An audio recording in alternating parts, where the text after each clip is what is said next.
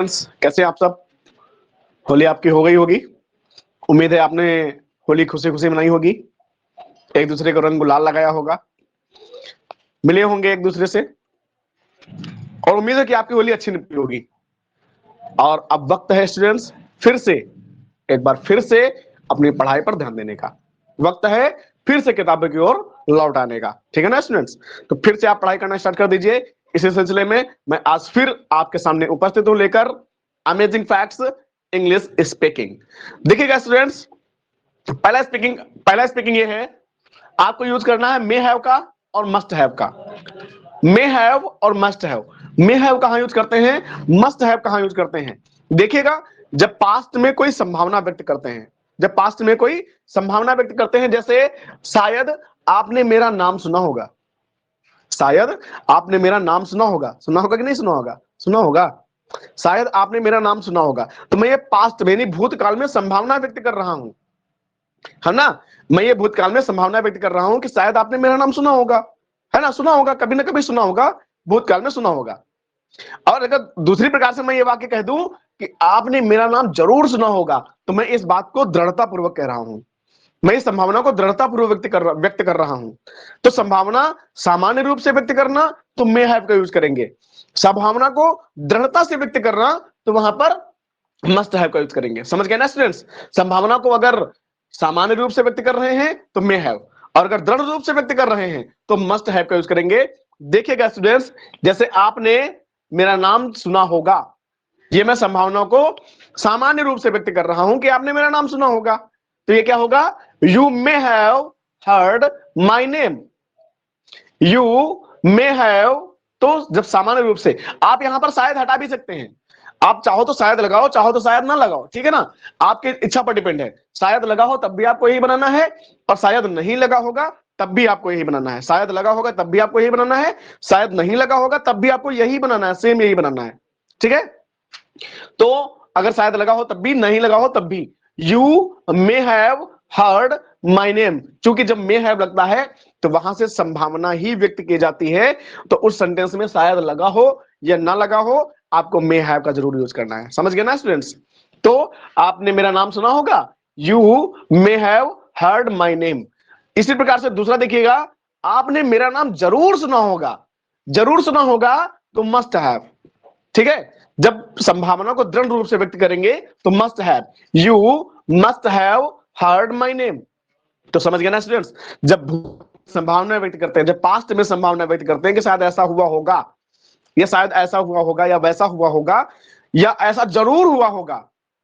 ठीक है? तो जब सामान्य रूप से हुआ होगा तो मे हैव, जब अवश्य रूप से हुआ होगा, जरूर हुआ होगा, तो मस्ट हैव। समझ गए ना? मे हैव, मस्ट हैव, सामान्य रूप से मे हैव, आवश्यक रूप से या जरूर तो मस्ट हैव। समझ गए ना स्टूडेंट्स? तो इस प्रकार से मे हैव और मस्ट हैव का यूज करते हैं। समझ गए होंगे? आगे देखिएगा, आपने यह किताब पढ़ी होगी, आपने यह किताब पढ़ी होगी, मैं संभावना व्यक्त कर रहा हूं कि आपने यह किताब पढ़ी हो या पढ़ी होगी, तो क्या होगा? You may have read this book. समझ गए ना students? You may have read this book, आपने यह किताब पढ़ी होगी। भाई देखो, ये इन वाक्यों का यूज ऐसे होता है, कैसे होता है? आपने मुझे कहीं देखा होगा, आपने मुझे कहीं देखा होगा, you may have seen me anywhere, है ना? आपने मुझे गाली दी होगी आपने मुझे गाली दी होगी, you may have abused me. समझ गए ना? तो जब पास्ट में संभावना व्यक्त करते हैं तो मे हैव का यूज करते हैं। आपने मुझे गाली जरूर दी होगी, और जरूर दी होगी तो जरूर के लिए क्या लगाएंगे? Must have. You must have abused me, you must have abused me. समझ गए ना? तो जब पास्ट में संभावना व्यक्त करते हैं तो मे हैव या मस्ट हैव का यूज करते हैं। आगे देखिएगा, वह कहीं गई होगी, वह कहीं गया होगा, तो इसके लिए क्या यूज करोगे? वह कहीं गई होगी, तो she may have gone, she may have gone. और कहीं के लिए क्या लगाते हैं? कहीं के लिए लगाते हैं समवेयर या एनीवेयर। ठीक है? समवेयर या एनीवेयर। तो she may have gone, she may have, संभावना व्यक्त कर रहे हैं पास्ट में तो मे हैव, तो she may have gone somewhere. ठीक है ना? वह कहीं गई होगी। तो इस प्रकार से इंटरेस्टिंग फैक्ट्स और इंटरेस्टिंग इंग्लिश आप सीखते रहे। आगे देखिएगा स्टूडेंट्स,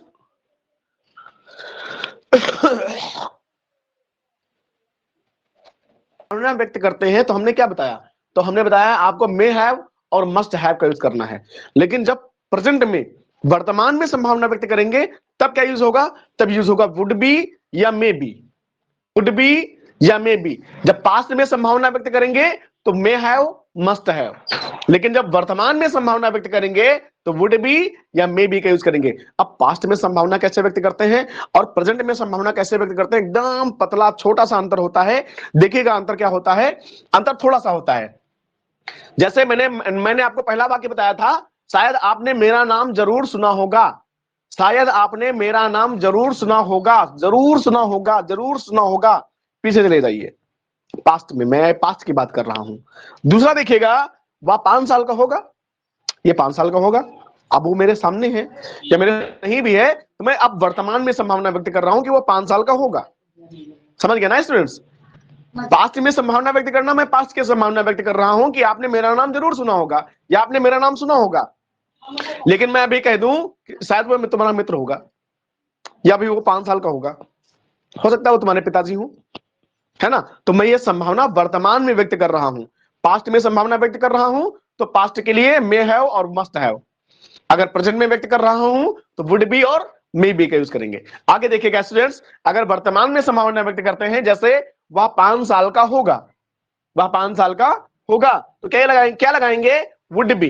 तो he would be 5 years old, 5 साल, ठीक है ना। ओल्ड जरूर लगाते हैं बेटा, जब उम्र की गणना करते हैं, जैसे तुम कितने साल के हो तो how many years are you old, ठीक है ना, इस प्रकार से यूज करते हैं। या how old are you, how old are you, old का जरूर यूज जरूर करते हैं, उम्र के मायने में ओल्ड जरूर आता है, ठीक है।